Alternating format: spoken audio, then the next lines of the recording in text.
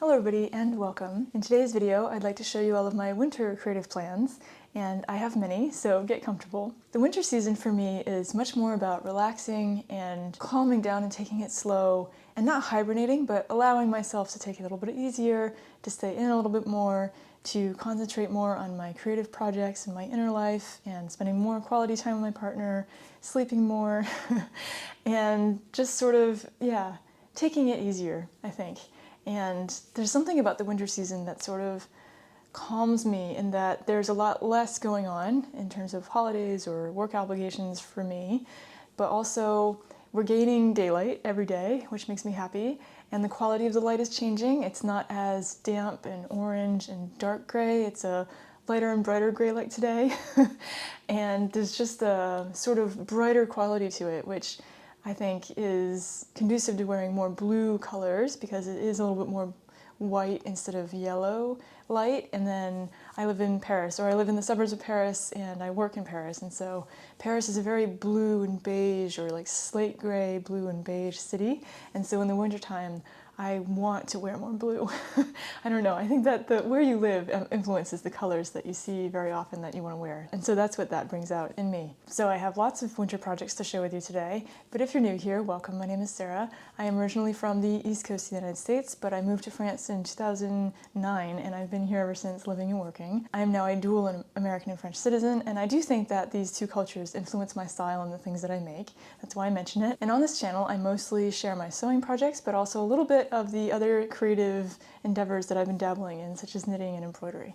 So welcome. So I have about 15 projects to share with you today, mostly sewing, but a little bit of knitting and embroidery this time around.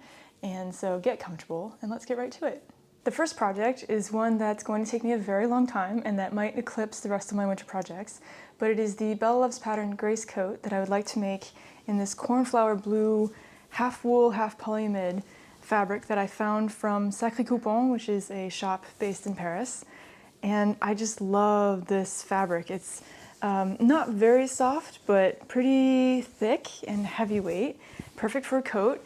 And I just love this sort of lavender, purpley blue color. I thought perhaps it was a little bit too bright for my coloring, but I think it'll work. And then also, I just love this fabric and this color so much that I think that it's going to be a joy to work with and also to wear, and I'm excited to get into it. And I'm especially excited about this pattern because my last coat that I made was the Bella Loves Pattern Traveler coat that I made in a cashmere blend wool fabric in a light gray color, and I made it with a flannel backed satin lining to make it extra warm. And that project was huge. It took a lot of time. It was very bulky in the end, getting it into my machine and sort of maneuvering it, and I was very proud of it. But it is the best coat that I've ever made, and that is entirely thanks to Bella Loves Patterns and the quality of the instructions and the techniques and the construction of her patterns. And so I've wanted to work with another one of her coat patterns again for a while, and I just needed to recuperate because the coat is a big project. Also, I wanted to make sure that it was the right fabric and the right one for my wardrobe. I think that this will be perfect because it is a longer length coat. It is calf length, it is double breasted, it has buttons so you can button up all the way to the top of the neck with the collar, or you can leave it open. There is an optional waist tie or waist belt out of the same fabric that I will probably definitely be using because I like to define my waist that way. But it also features a interior belt loop on the inside of the coat so that you can put the belt there and store it there when you're not using it, just to keep it on you and not hanging if you want to wear the coat without the belt, which is just so cool. And just another detail that I think really speaks to the quality of these patterns and the attention to detail.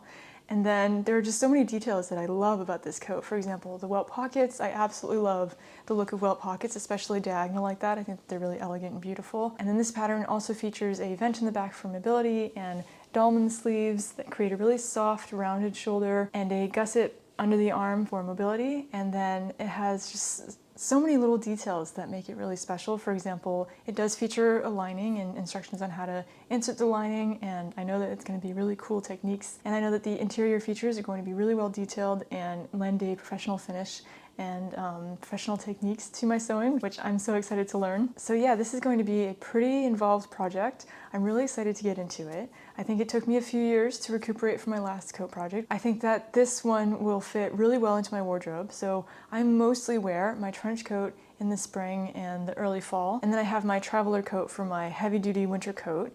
because it is so warm with the flannel backed satin lining as well.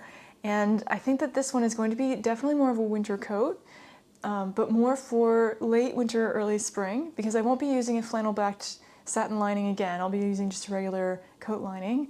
And I think that this fabric, because it is half polyamide and half wool, and not mostly wool and then a little bit of cashmere like my traveler coat, it's going to retain a little bit less heat than my traveler coat. And so I think that it's going to be a great transitional coat for when it's not super cold, but it's still pretty chilly, and there's a lot more sunlight warming us in the early spring. And I think that it's going to, especially with this beautiful blue color, go really well with early spring and late winter, and how very blue the colors are with the lighting and just the sky that we're all of a sudden seeing after 5 months of gray. And so yeah, I'm really excited to get to this one. All the rest of these projects that I'm going to present to you are conditional on whether or not I finish this coat project or I need a break and something easy to work on. And the next two projects that I want to present are skirt projects or skirt ideas that I have in mind. And the first is I'd like to make another True Bias Blair skirt. I made one in the fall in a dark green cold wool, or sort of very tightly woven and smooth wool. And I'd like to make it again in this wool fabric. So this is from Benitex, which is another shop that sells dead stock fabrics in the suburbs of Paris. And I'd like to make it, so this is a sort of dark gray and gray houndstooth wool.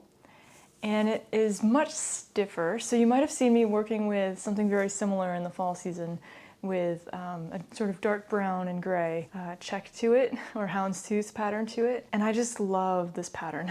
But this one is much stiffer. It is both a bit thinner and then also stiffer. And it's got this really cool drape to it. And so I'd like to make a skirt. And I wanted to make the True Bias Blair skirt because first I was thinking of making the Tilling the Buttons Ramona skirt with it. And then I was thinking of the Sew Over It Ultimate Pencil skirt because I've made that before a few times. But I have something similar in a black and white sort of thicker wool, and so I wanted a different shape. And I've decided to make the True Bias Blair skirt because I wanted something that buttons up the middle, and I thought it would be interesting to make it in a different length than the original one that I made. And so I'd like to make it in the midi length, what they call the midi length instead of the maxi length, which is the just below the knee length. And I think that it's going to be really lovely.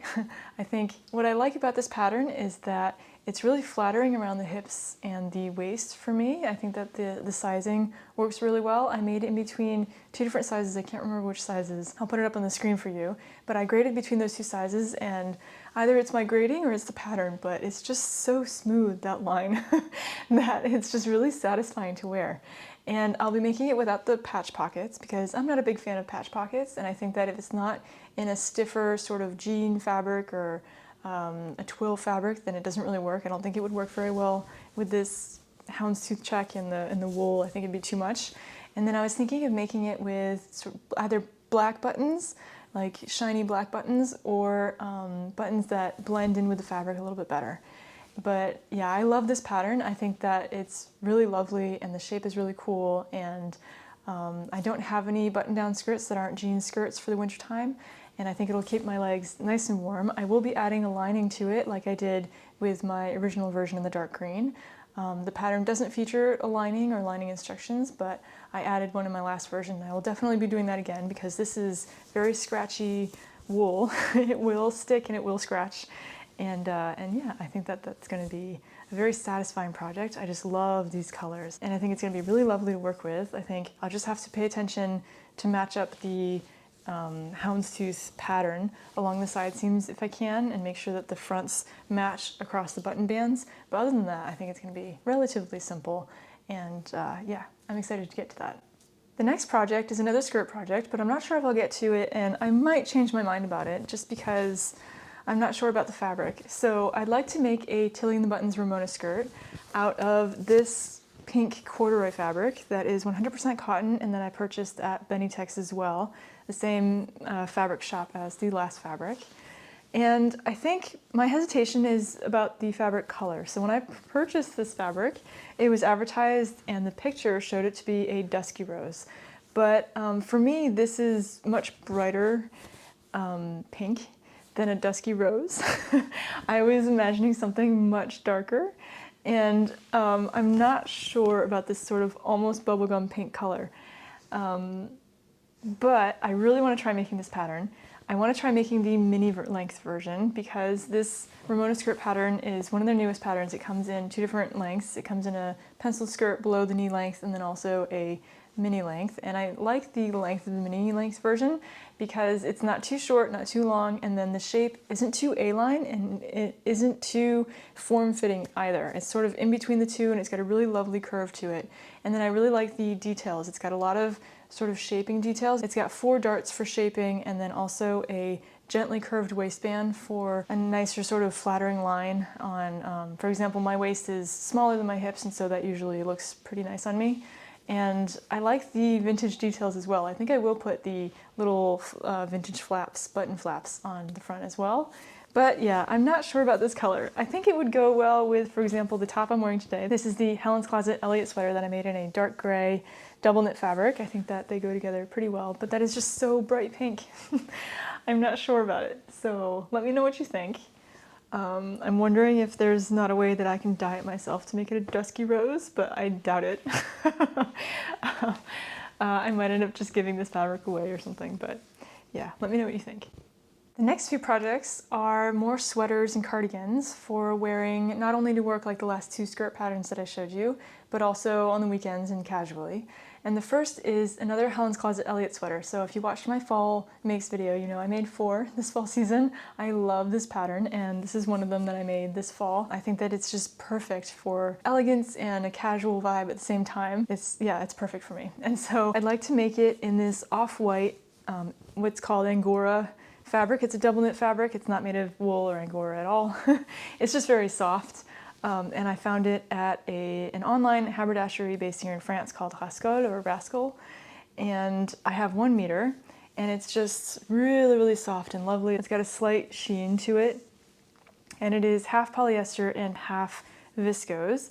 And I do already have a Helen's Closet Elliott sweater in white, but that version is in the original sleeve length. So I modified my 4 in the fall that I made to a 3/4 length sleeve that ends here rather than the original that ends up here more. And so the white version that I have is with the original sleeve length, and I find that it often sort of inches up my arm to sort of mid bicep length, which is just not flattering, I find. And then the fabric I made it in originally was 100% polyester, and it isn't even totally opaque, and it doesn't keep me warm in the slightest. And so this fabric is twice as thick and super soft and super stretchy, and I think it's going to be a much nicer alternative. And the white one I wear all the time. It goes with a lot of the things in my wardrobe, and so I'm always sort of mourning that it's not warm enough, or it's not comfy enough, or it's just not right. And so this time I'm going to make it right.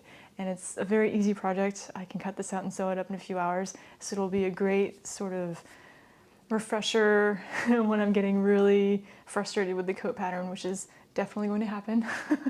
So yeah, this will absolutely get made this season. The next project I'd like to work on is with this really cool heavyweight sort of marled gray wool fabric. It's not entirely wool. I found this at Tissu Amer, or Stoff Amer, which is a fabric shop online and based in Germany.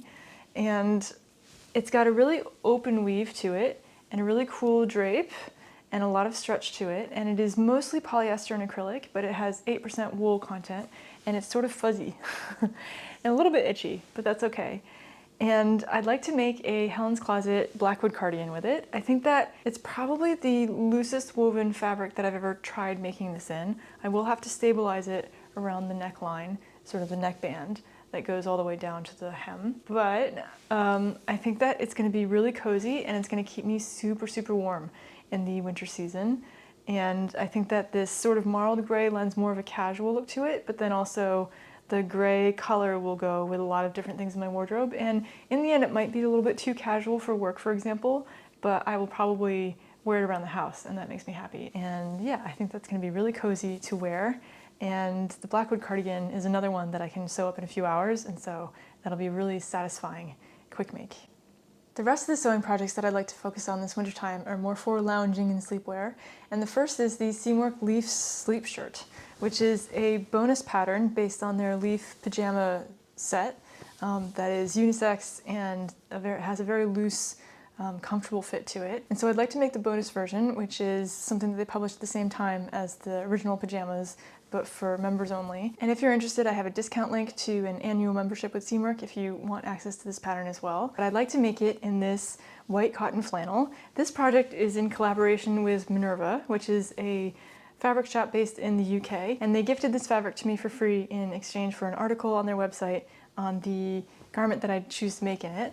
And so that will be published soon once I finish it. This is a cotton flannel fabric. It's sort of a medium weight flannel fabric, and this is just a little piece of it left because I've already cut it out.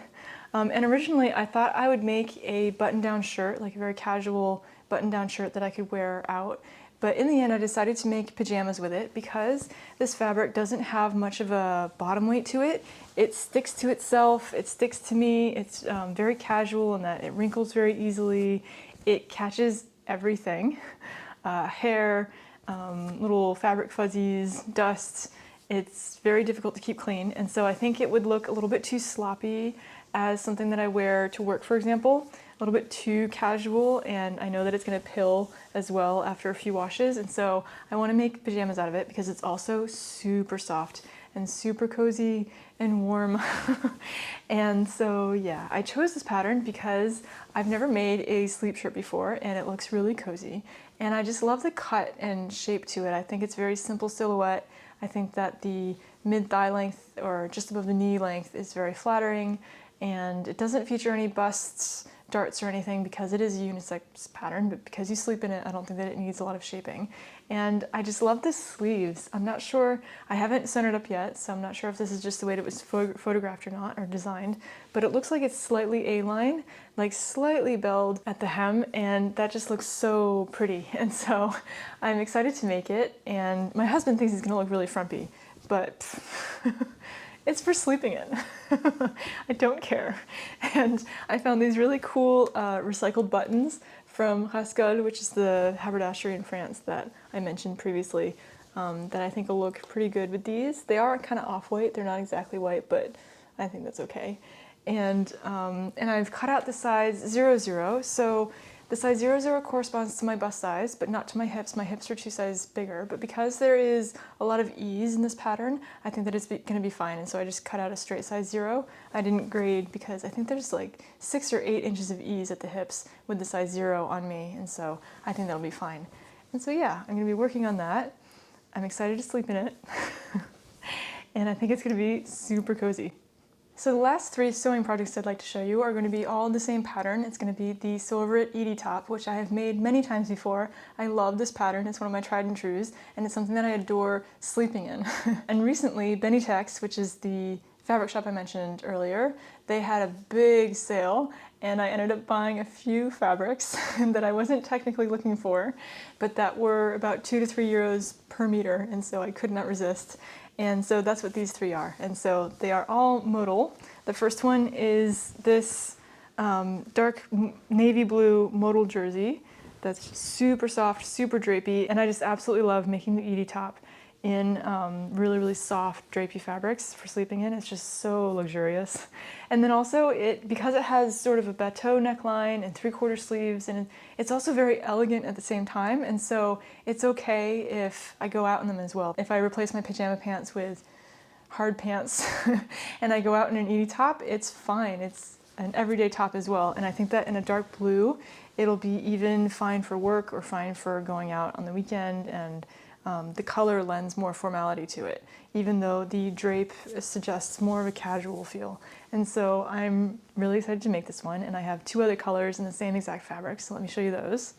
So the second one is even more practical in that it's a dark brown, and I think that it'll be much more something that I can wear out without like really thinking about it. I can throw it on with a pair of jeans, or I have this dark gray pair of pants that I wear all the time, and I think that it'll be absolutely fine for grocery shopping or something like that, just throwing on and not really thinking about it because it'll match a lot of my clothes.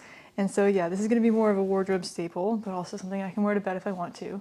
And I mentioned in my fall plans video that I wanted to explore more earth tones a little bit more, and so that's what this is. This is a dark chocolate brown, and I thought that it's sort of missing in my wardrobe, and that it would be helpful to have more everyday basics like the Edu top in this color, and so that's what this is. And then the last color is not at all practical, but super soft, and it is this lovely modal jersey fabric, and the color that they called it was apricot. And for some reason on my screen it was just like a ray of sunshine, and it made me really happy. But then when I received it I realized it's orange. Apricot is orange. It's orange.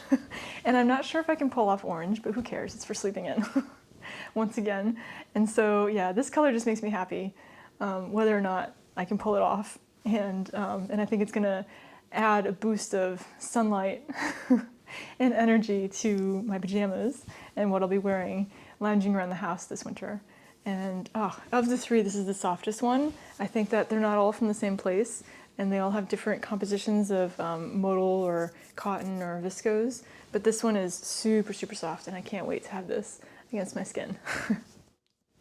So that's all of my sewing projects that I've planned for the winter season, and I think that's enough. I don't think I'll get to all of them, but for knitting, I like having knitting projects on the side, because when I'm too tired to sew, when I just want to sit back and relax on the couch and watch TV, I can knit at the same time, and I do a lot of that in the wintertime. And so I'm still working on my Kip sweater, which is by Rebecca Crowley of the Crayabea, and I have finally finished the body. Hooray! I cast this on in September, and it's really slow going. I think because knitting brings out my perfectionist side, and I wanted the pattern to be perfect. Not perfect, but cohesive. And there's a lot of things about this pattern, the shaping in this pattern, that make the pattern difficult to keep. For example, they are incompatible with German short rows. You have to fudge it in some places, and figuring out how to fudge it and make the pattern repeat as much as possible in as many large spaces of this sweater, if that makes any sense. I had to go back, like rip back and try out different things, because the instructions don't show you how to make it look neat when the pattern can't match up, which I find a little bit frustrating, but that's just the way it is, I think, with knitting patterns. You don't get a lot of hand-holding in knitting patterns. But yeah, I have finished making the body, and I am working on the sleeves now. This part, I kid you not, took me at least 10 hours, just from here to here. Oh my gosh. It's because there are German short rows shaping this sleeve head here, and once again, it was very, very difficult to figure out how to make the pattern cohesive with the German short rows, and I figured it out. Now I just need to knit the sleeve, but I've run out of energy, which is a common theme with this pattern, this sweater. But I absolutely love the texture, and I've tried it on the body, and I really love the fit. I think that it's going to be really, really beautiful. And so I am motivated to do it, but it's probably going to take me another 2 to 3 months. So there's that. Oh, and the yarn I'm knitting it in, if you haven't seen this already, is the Ulysse yarn by Durare Natura, and it's in the Poivre Blanc, or white pepper colorway, and it's just a joy to knit with. It's really, really lovely. It's slightly marled, it's soft, it doesn't stick to the needles, and it's got a bit of bounce and flexibility to it, so it's just a joy to knit up with. Here's the cake, or whatever you call that. But yeah, I'm still having fun knitting this. It's sometimes frustrating based on my lack of experience, but I will finish it.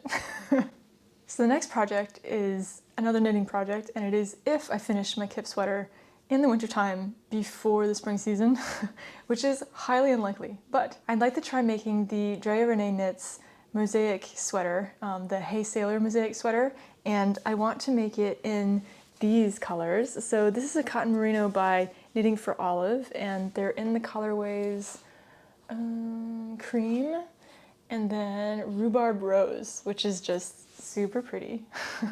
And I think that these two will go with my coloring, but also will be really lovely to welcome in spring. I love the shape of this pattern. I think that the boat neck and the buttons down the back and the short sleeves and how it's slightly boxy and cropped length, I think it's going to be a lovely layering piece for the springtime, and the reason I'm talking about it now is that I think that if I want to wear it in the spring, I need to start knitting it in the wintertime.